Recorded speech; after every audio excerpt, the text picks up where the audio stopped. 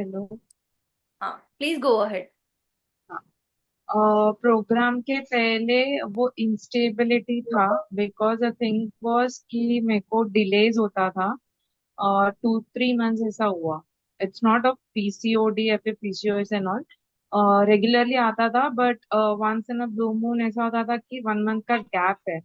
But लेकिन जैसा मैं चेक नहीं करती थी बिकॉज ऑफ जो डर कि अगर नेगेटिव निकल गया तो, एंड अनफॉर्चुनेटली मैं अगर कुछ देख के डर गई तो immediately within an hour I used to get my chance. But मेरे को गर्भाधान के कारण that I got that stability. And कुछ भी देख के डरो तो इतना जल्दी बॉडी शिवर होके इंस्टेबल नहीं होता था। I can hold back my self a bit more. कुछ भी प्रॉब्लम्स आएगा तो भी, एंड मेंटली भी स्टेबल होने का इम्प्रूवमेंट हुआ। तो ये सब रीजंस के कारण that I got immediately success within 3 months of joining this programme. और क्या चैलेंजेस क्या फेस कर रहे थे कंसेप्शन में, नंदिनी? चैलेंजेस मेरा यही होता था क्योंकि वर्क प्रेशर एक है, एंड थोड़ा फैमिली प्रेशर्स भी होता था, तो उसके कारण भी बहुत सारे डिस्टरबेंस होते थे लाइफ में। तो I was not able to focus on my health itself कि मैं आगे कुछ प्लान कर पाऊँ। तो वैसा हो जाता था। बट ये प्रोग्राम के कारण, जैसा आपने बोला, ब्रीथ रेशियोज होता है कंट्रोल करने के लिए, वो अल्टीमेटली आपका माइंड भी कंट्रोल करता है उसके कारण। तो कैसा हो जाता है, अगर कुछ भी प्रॉब्लम्स है, कहीं से भी प्रेशर आता है ना, तो फिर वो इनर एक फील आता है, we can do it, just have the patience.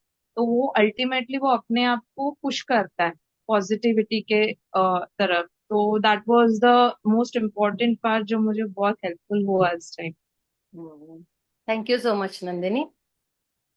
तो मेरा एक्चुअली आईवीएफ के थ्रू कंसेप्शन हुआ है, बट मैं ये बता दूं कि पहले जो मेरा है एएमएच लो था, या अकाउंट्स जो है वो अच्छे शायद नहीं आ रहे होंगे, जिसकी वजह से एमबीओस बन नहीं रहे थे। लेकिन इस बार जो है सरप्राइजिंगली मेरे 5 एमब्रियोस बने, और वो भी A1 क्वालिटी के बने।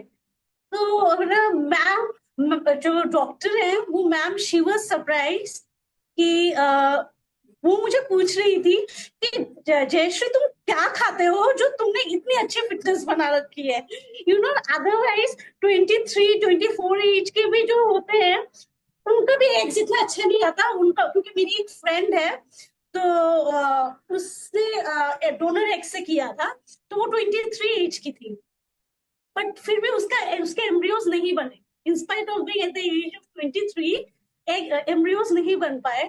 और मेरी एज जो है ऑलमोस्ट लेट 30s में है, एंड स्टिल जो है मेरे एम्ब्रियोज 5 बने, और वो भी A1 क्वालिटी के। तो मैम हरसेल्फ वाज शॉक्ड।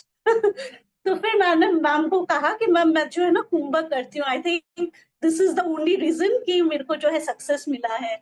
तो she was like, you should continue doing it. So this is my success story. बार आईवीएफ फेलियर हुआ था पहले, since when and you then, were trying? Sorry, since when you since were 6 trying? years, since since six 6 years। Years वो were trying. हाँ, okay. 3 बार miscarriages हुए, naturally वो conceive हुआ था तो मिसकैरेज हो जाता था, और बाकी 2 बार आईवीएफ मेरा फेलियर हो गया था, और इस बार जो है मुझे सक्सेस मिला है, after I have joined the Kumbhak. Ma'am, मेरी ऑलमोस्ट 7 साल हो गए शादी को। तो मैं पिछले लास्ट 4 इयर्स से मैं बेबी प्लान कर रहे थे हम लोग। बट मेरे 3-4 मिसकैरेजेस हो चुके थे। मुझे प्रॉब्लम ये होती थी कि फीटस ही फॉर्म नहीं होता था। अ, हर बार सिर्फ वो सैक बनता था, बट फीटस फॉर्म नहीं होता था उसमें, तो हार्ट बीट का तो कोई मतलब ही नहीं था।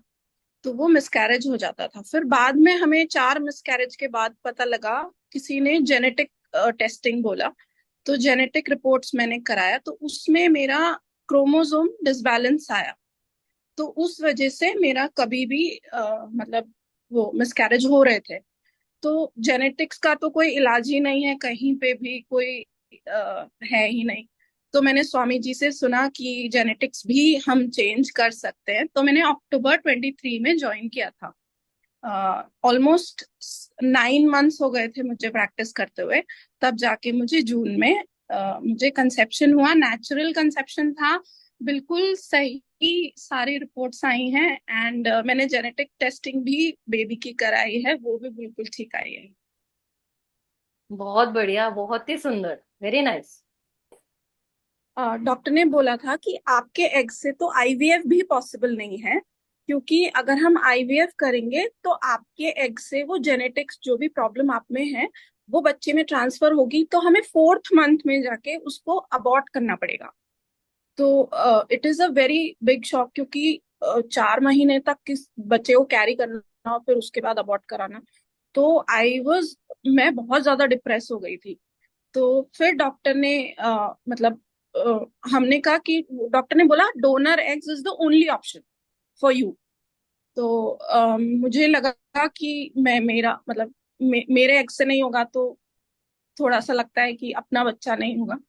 तो हाँ। फिर जाके मैंने कहा कि मुझे नहीं जाना है आईवीएफ की तरफ।